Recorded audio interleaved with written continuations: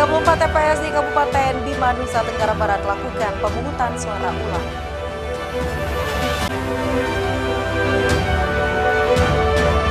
Ruas Jalan Simpang Negara Moyo Hulu air terputus.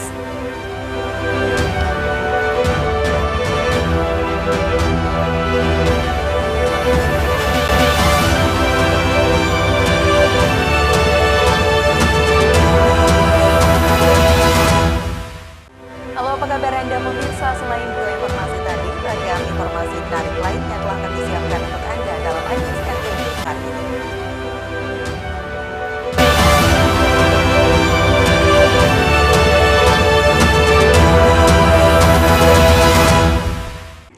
Kita ke informasi pertama, pemirsa 34 TPS di Kabupaten Bima, Nusa Tenggara Barat lakukan pemungutan suara ulang karena 68 kotak suara dibakar massa saat penghitungan pada Rabu 14 Februari lalu.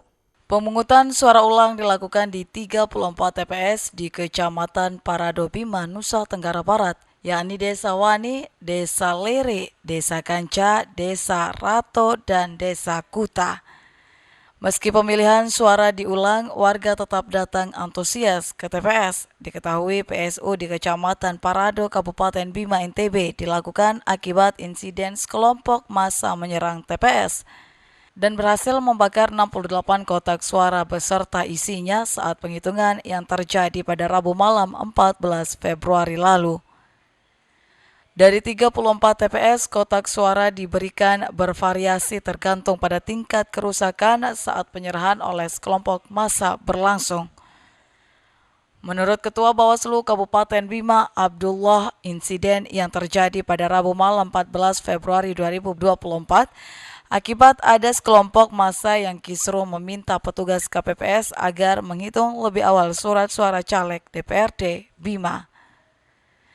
Selain itu, aksi penyerangan yang berujung pembakaran kotak suara diduga dipicu kekecewaan sekelompok warga lantaran caleg wilayah setempat kurang mendapat dukungan masyarakat lain. Pada hari Rabu malam, pasca pemungutan pada tanggal 14 itu, dengan adanya kericuhan, yaitu terjadinya kerusuhan itu, terjadi pembakaran kotak suara, hilangnya kotak suara, dan hilangnya beberapa logistik yang ada dalam kotak suara. Sehingga itulah yang menjadi dasar kami kenapa kami menyampaikan saran perbaikan untuk dilakukan PSU pada hari ini. Hingga saat ini kondisi terpantau kondusif, beberapa aparat gabungan bersenjata lengkap terus disiagakan di lokasi PSU. Dari Bima, Edi Irawan, iNews melaporkan. Sementara itu pemirsa, di Kota Mataram 6 TPS dilakukan pemungutan suara ulang. PSU ini digelar berdasarkan rekomendasi Bawaslu karena ditemukan pemilih dari luar daerah yang menggunakan KTP. 6 TPS di Kota Mataram melakukan pemilihan suara ulang secara serentak pada Sabtu 24 Februari 2024 lalu. Namun ada yang unik di salah satu TPS, yakni TPS 15 Turide, Kecamatan Sandubaya, Kota Mataram. Dari 244 pemilih, terpantau satu orang pemilih diantaranya terpaksa harus memilih di rumah lantaran kondisi kesehatan yang tidak baik. Jadi itu kita udah dapat laporan dari awal pada saat distribusi undangan. Jadi dari anggota KPPS juga sudah menyampaikan perihal kondisi warga kita yang tidak bisa datang ke TPS. Jadi kita juga sudah instruksi gitu dengan teman-teman saksi, pengawas juga untuk bisa mendistribusikan surat suara ke rumahnya. Sementara itu, salah seorang warga yang datang memilih mengaku tidak antusias kembali melakukan pemilihan lantaran di tengah kesibukannya, ia harus kembali merelakan waktu untuk memilih ulang. Kada antusias kenapa? Kadang sikit-sikit udah akan ulang lagi. Apa aja yang dicoblos, Pak? Seperti kemarin 5 atau cuma 1 aja? Satu. Cuman presiden dan wakil presiden aja ya? Adapun di TPS 15 dari sebanyak 244 pemilih, hanya sebanyak 120 yang datang melakukan PSU, lebih rendah dari pemilihan sebelumnya yang mencapai hingga 200 lebih pemilih. Pelaksanaan PSU ini pun dipantau secara langsung oleh Komisioner KPU RI. Dari Mataram, Rizka Anjani, iNews melaporkan. Pemirsa, di Kabupaten Sumbawa, 6 tempat pemungutan suara melakukan pemungutan suara ulang karena adanya pemilih dari luar daerah yang menggunakan KTP. Sebanyak 6 TPS di Kabupaten Sumbawa melakukan pemungutan suara ulang, yakni TPS 11 Setewe Brang, Kecamatan Utan, TPS 15-16 Labuhan Sumbawa, Kecamatan Labuhan Badas, TPS 41 Karangdima, Kecamatan Labuhan Badas, TPS 4 dan TPS 7 Kerato, Kecamatan Uter Iwes. Pemilihan suara ulang dilakukan karena beberapa TPS tersebut terjadi kesalahan, di antaranya terdapat pemilih dari domisili luar warga setempat menggunakan hak pilih dengan menggunakan KTP dari luar Kabupaten Sumbawa. Tidak hanya itu, pemilihan suara ulang juga dilakukan karena adanya rekomendasi dari Bawaslu agar Komisi Pemilihan Umum Kabupaten Sumbawa melakukan pemilihan suara ulang di 6 tempat pemungutan suara. Ketua Komisi Pemilihan Umum Kabupaten Sumbawa, Samsi Hidayat, menjelaskan di Kabupaten Sumbawa ada 6 TPS yang melakukan pemungutan suara ulang, yaitu pemilihan suara ulang Presiden dan Wakil Presiden, pemilihan suara ulang DPR RI dan DPR Provinsi. Adanya PSU di Kabupaten Sumbawa di 6 titik ini kan berada di 3 kecamatan. Yang pertama itu ada di Kecamatan Labuhan Badas dan juga Kecamatan Interiwis, dan ada juga di Kecamatan Utan. Nah, dari ketiga kecamatan ini ada 6 titik yang terjadi PSU. Terlihat antusias masyarakat mengikuti PSU yang dilaksanakan di 6 TPS pemungutan suara di wilayah Kabupaten Sumbawa. Kapolres Sumbawa AKBP Heru Muslimin menjelaskan pengamanan ekstra dilakukan di 6 TPS pemungutan suara ulang dengan menyiagakan 2 peleton dari Mapolres Sumbawa. Kemudian di masing-masing polsek mengerahkan 20 personel bekerja sama dengan Bawaslu Koramil dan pemerintah kecamatan untuk melakukan pengamanan. Tentunya kami tetap berkolaborasi dengan unsur terkait, tentu Polri, dibantu dengan Forkopimcam, Bapak Camat, Pak Datramil, kemudian Pak Kapolsek, kemudian juga ada perkuatan dari Polres, dari Kodim. Jadi kami semua bersinergi untuk mengamankan pasca PSU nantinya. Proses PSU di 6 TPS di Kabupaten Sumbawa mendapat pengawasan ketat dari Bawaslu dan aparat keamanan. Dari Sumbawa, Topan Iswandi, iNews melaporkan. Pemirsa, informasi lainnya kami hadirkan usai jeda pariwara, tetaplah bersama kami.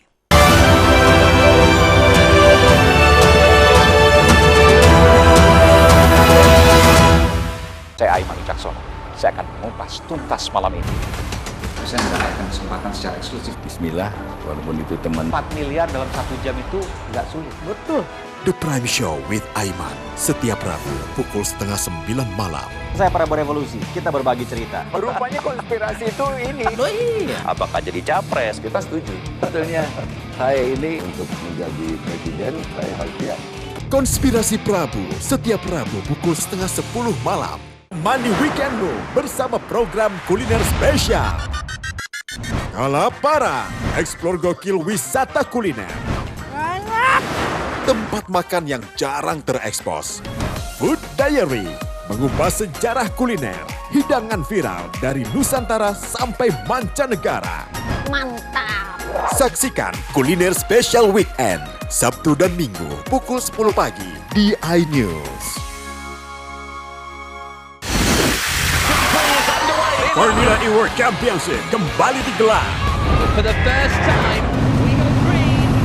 Balapan lengkap sepanjang tahun. Beradu kecepatan menjadi sang juara.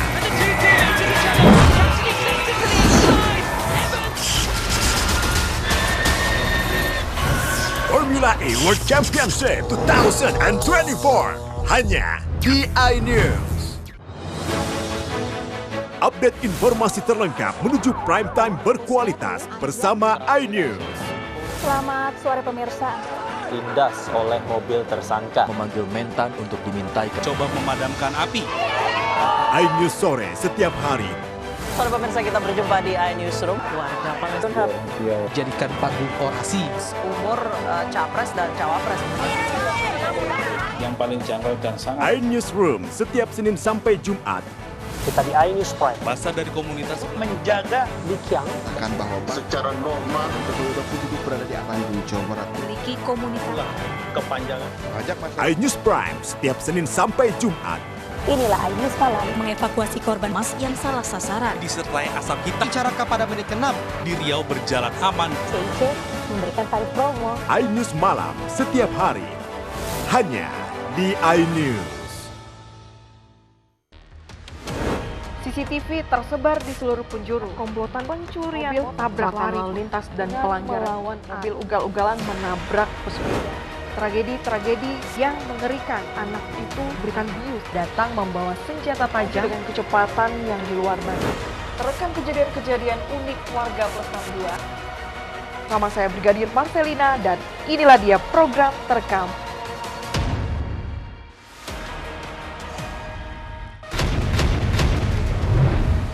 Unbeaten all the way through the competition.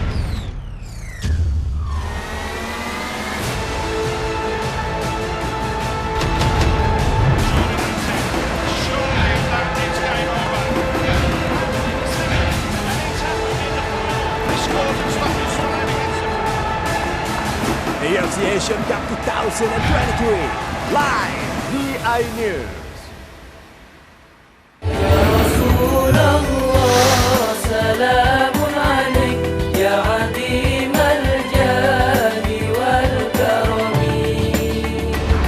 Nikmatnya Ramadan hanya di iNews.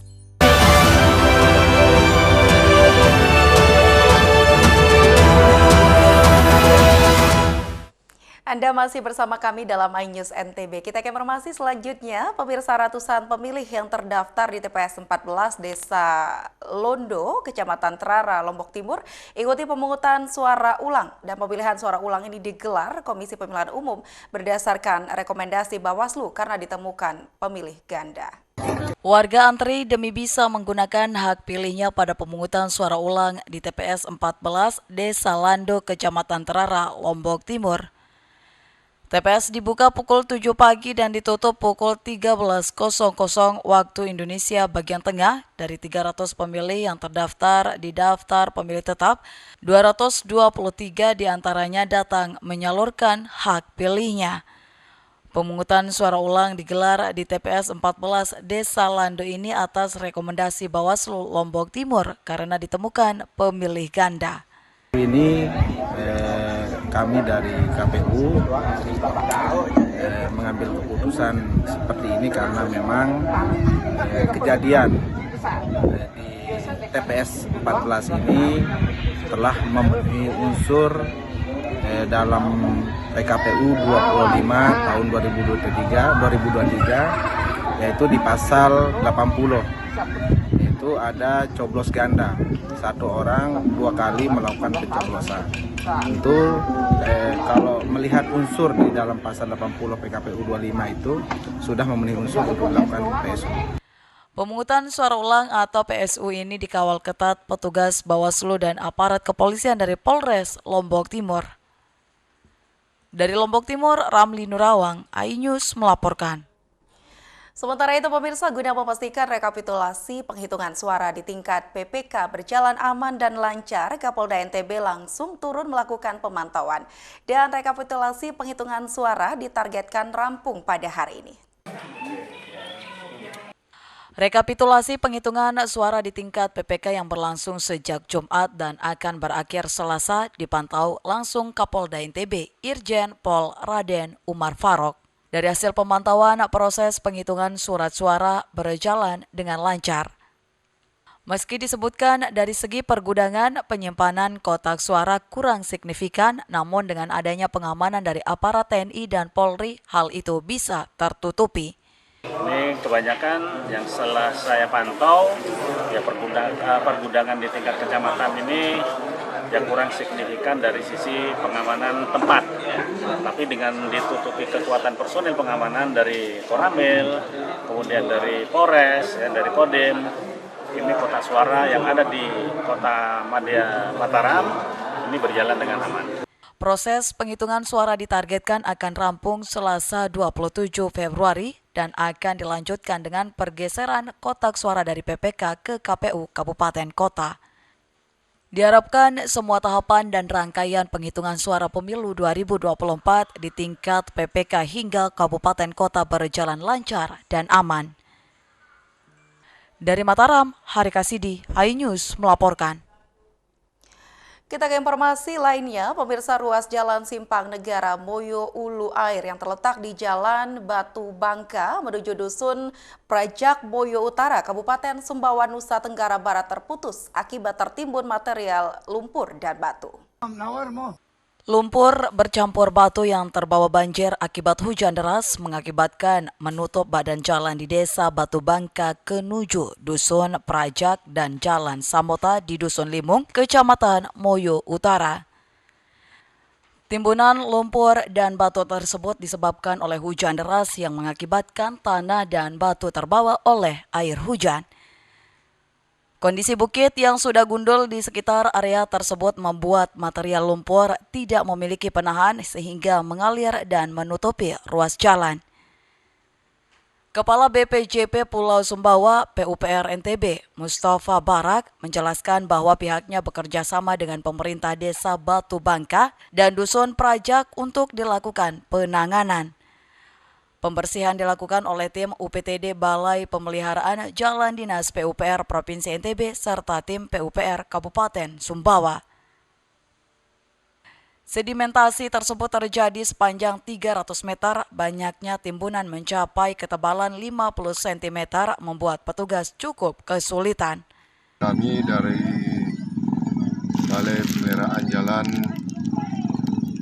Dinas PUPR Provinsi Nusa Tenggara Barat melakukan penanganan sementara sedimentasi akibat curah hujan sangat tinggi pada ruas Jalan Simpang Negara Moyo Ulu Air yang titik lokasi tumpukan sedimentasi adalah di desa antara Batu Bangka Prajak.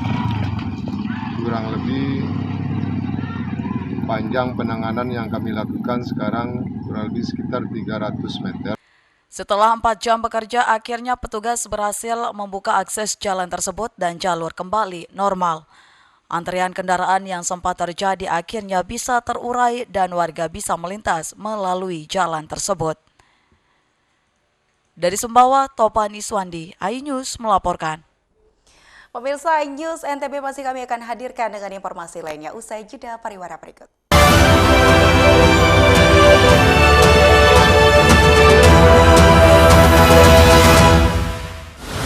Menyoroti kecurangan. Yayasan Al Zaitun 580 tersangka. Dia juga koma. Dan nggak lama lah, saya pasti lawan. Menyuarakan keadilan. Banyak menghujat. Setrum di sini sentuh oleh hukum, tidak mencapai target. Laporan mendalam dan eksklusif. Kalau langsung 20 miliar, serikat yang akan dikembalikan ke Kejaksaan Agung. AB Plus setiap minggu pukul 8 pagi di iNews.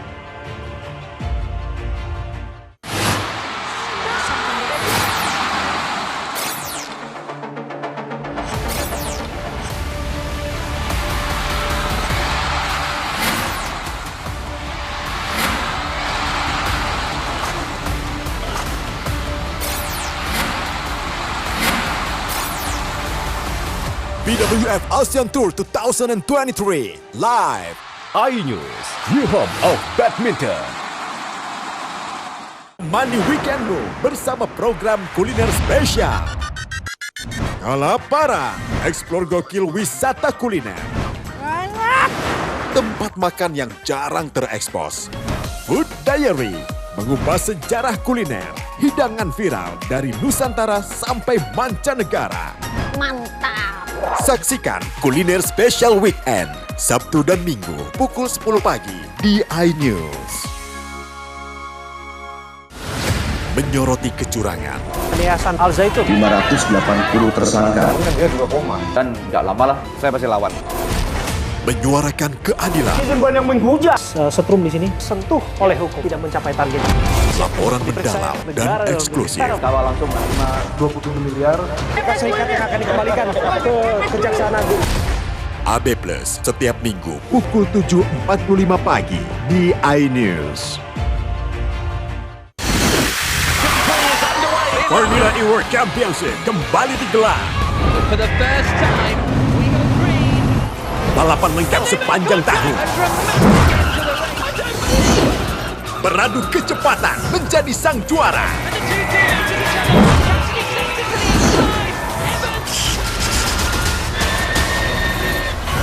Formula E World Championship 2024 hanya di iNews.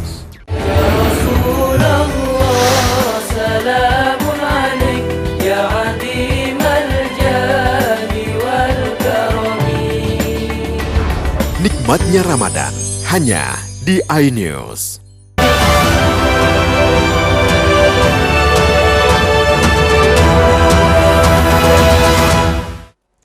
Terima kasih Anda masih bersama kami dalam iNews NTB. Pelaku UMKM di Lombok Tengah mengolah sayur kangkung menjadi stik gurih yang dapat menghasilkan cuan hingga belasan juta rupiah setiap bulannya. Siapa yang tidak tahu pelecing kangkung, bahkan kuliner khas Lombok yang satu ini sudah dikenal di kalangan Nusantara. Selain karena terbuat dari kangkung, juga dari rasa sambalnya yang pedas.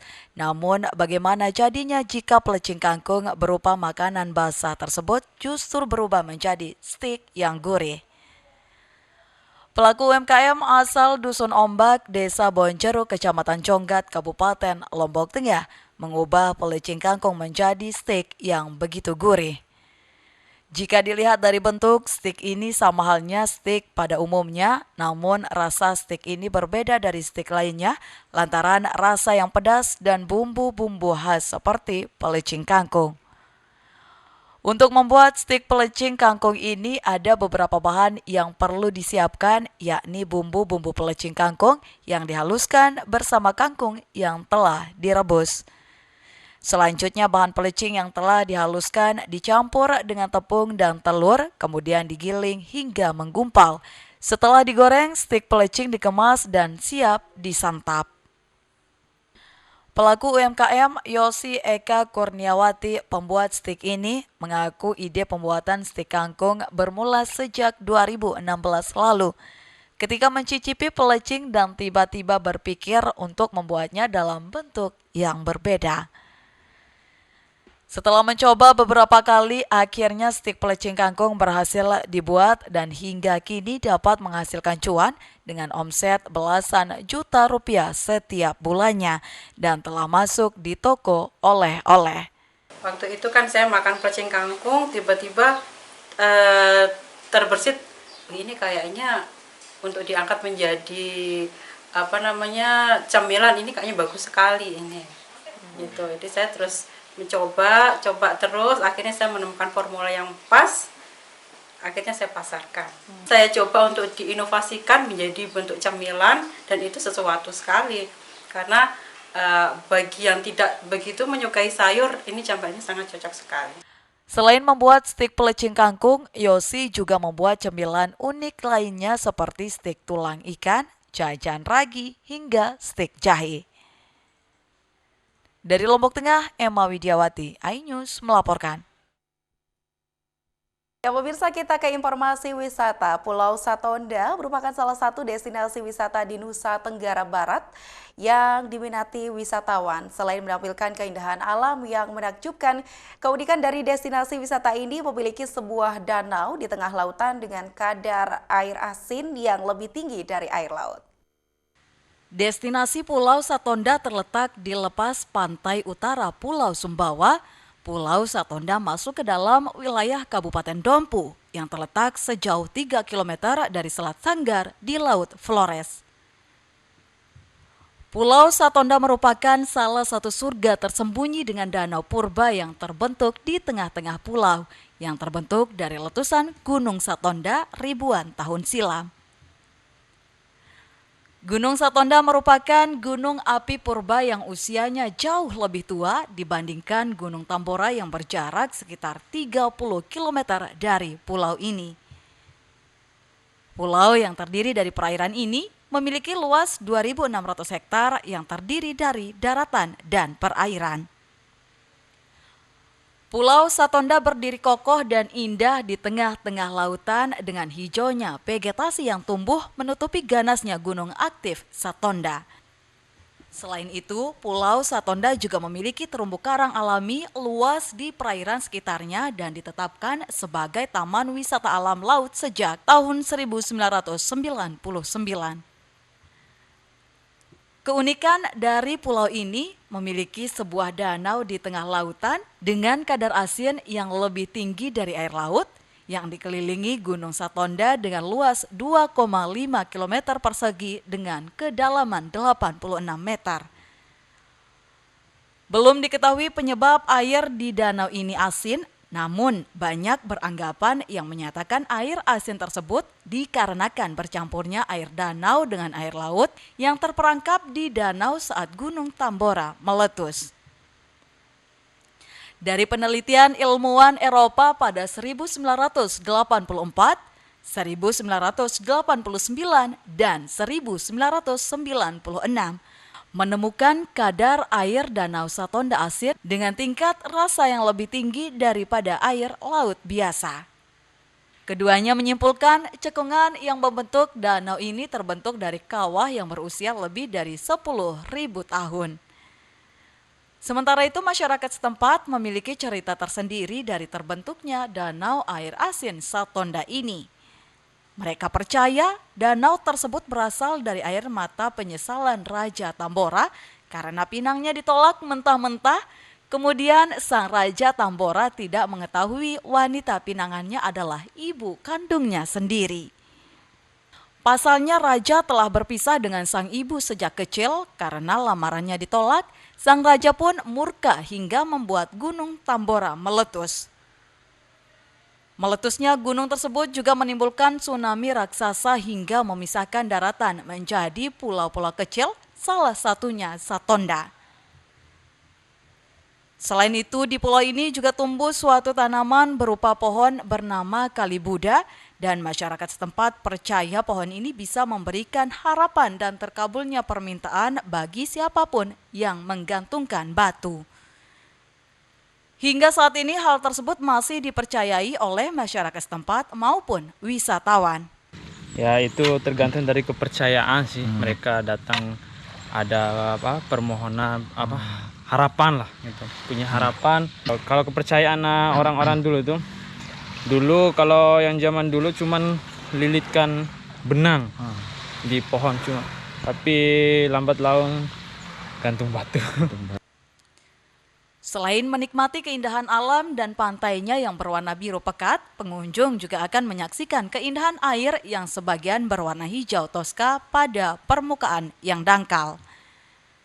Di objek wisata ini, pengunjung bisa melakukan berbagai aktivitas seperti berenang, snorkeling, hingga olahraga air seperti kayak atau kayaking.